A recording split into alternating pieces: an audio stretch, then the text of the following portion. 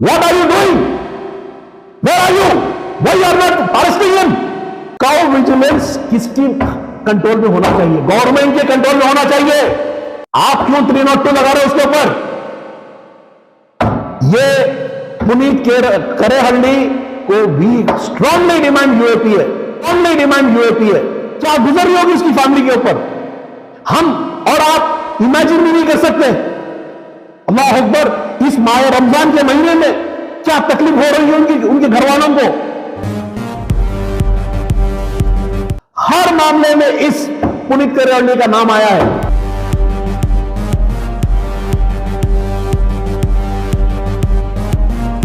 मेरा सवाल सिर्फ बीजेपी से नहीं है, कांग्रेस से है, जेडीएस से है।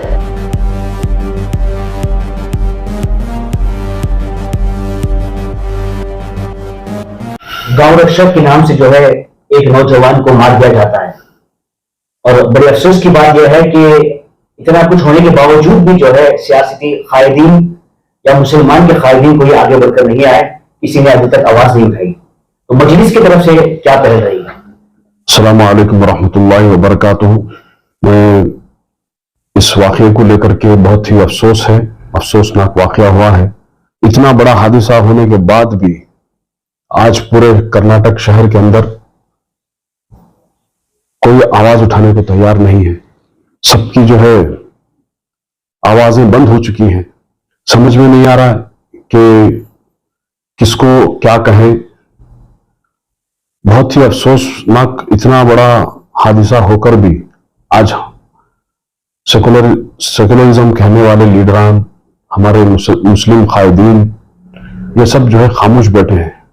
मेरा इनसे एक सवाल है कि, और इसके साथ साथ हमारी आवाम से भी ये मेरा सवाल है, कब तक इनको जिताकर लेकर आएंगे आप? मकसद क्या है? किस मकसद पर ये वोट मांगते हैं? आवाम को क्या सिक्योरिटी मिल रही है? इसमें आवाम का क्या फायदा है?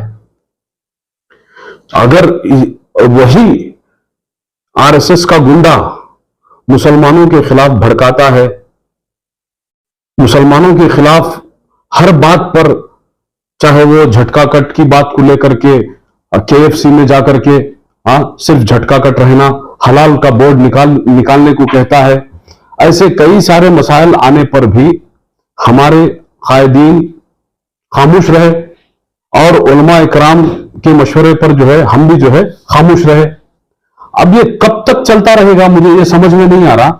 ये है कौन? ये पुनीत करेहल्ली है कौन? ये इसको बैकग्राउंड किसका सपोर्ट मिल रहा है?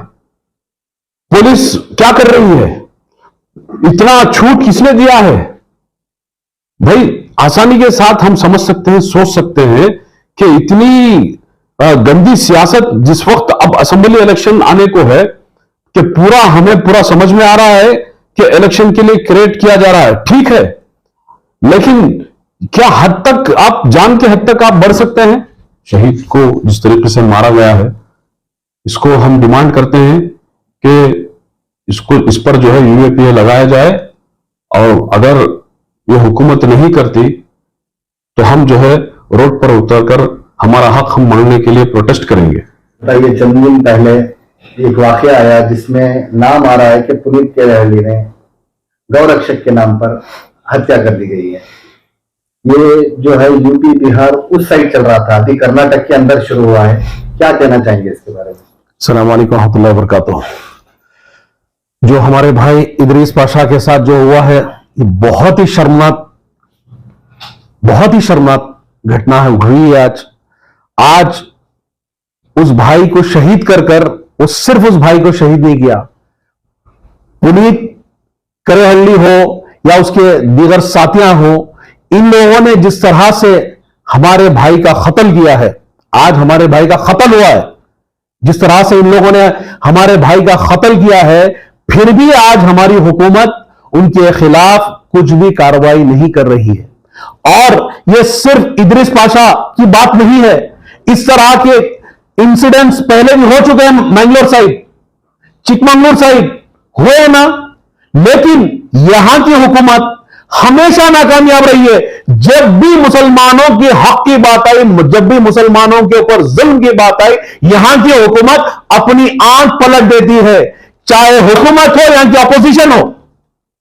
आज मेरा सवाल सिर्फ हुकूमत से नहीं है। बीजेपी की हुकूमत जो थी, अभी तो है ही नहीं उसकी हुकूमत, ना बसवे बंबई आप चीफ मिनिस्टर रहा, उसको वो पावर से है।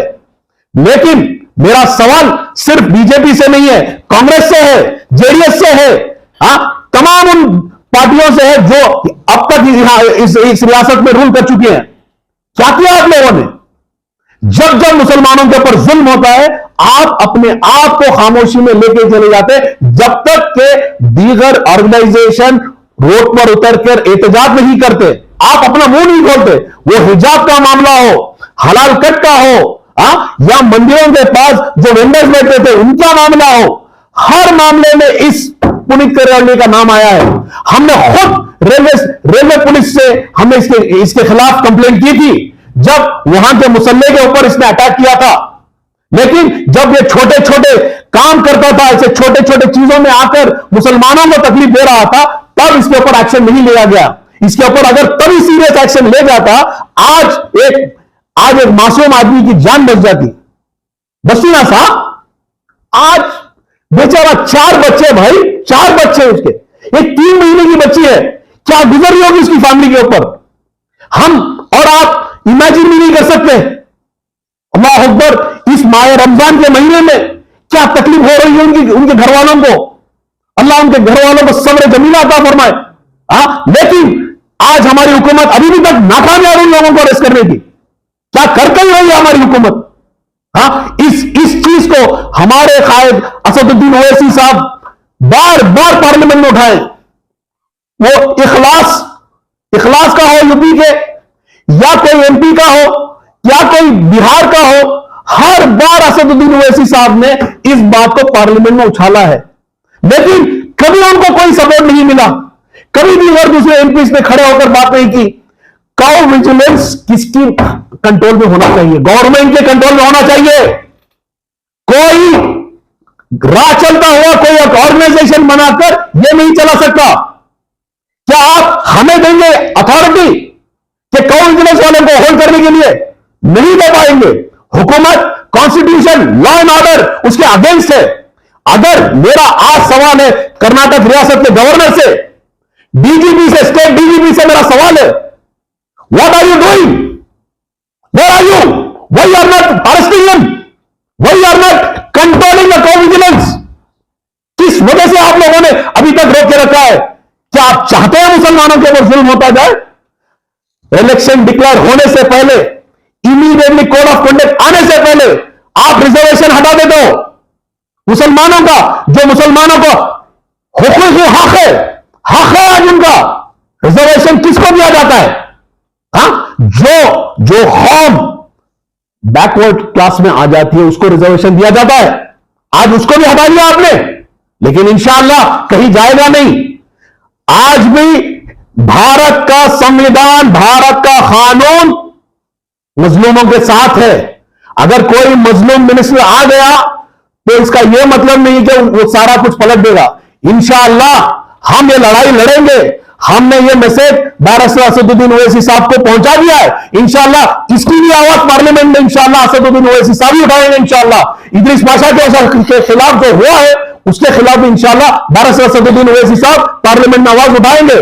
और हम यहां से बैठकर इंशाअल्लाह हम जो भी कानूनी लड़ाई है हम लड़ेंगे। क्यों इसके ऊपर ये पे नहीं लग रहा है?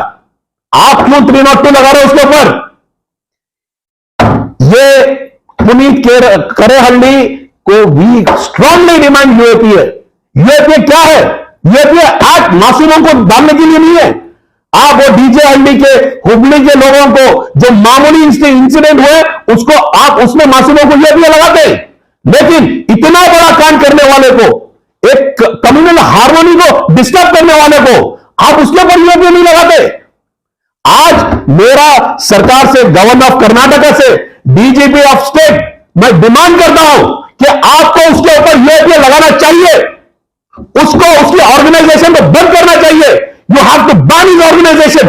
और आपको बैन करना पड़ेगा ये अनकॉन्स्टिट्यूशनल, अनलॉफुल काउ विजिलेंस को।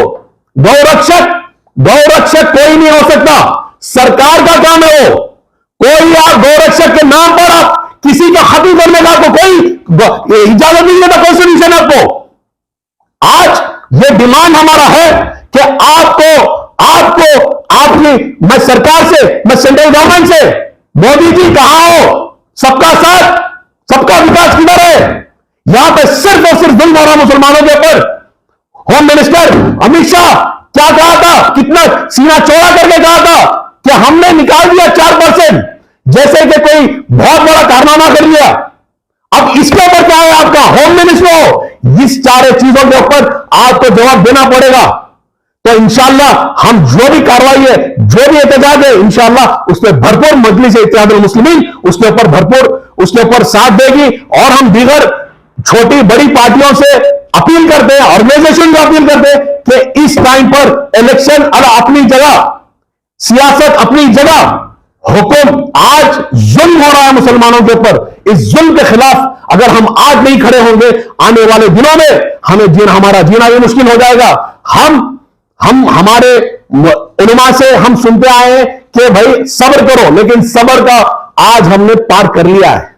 हम आज हमारे जानों तक आ गए हैं।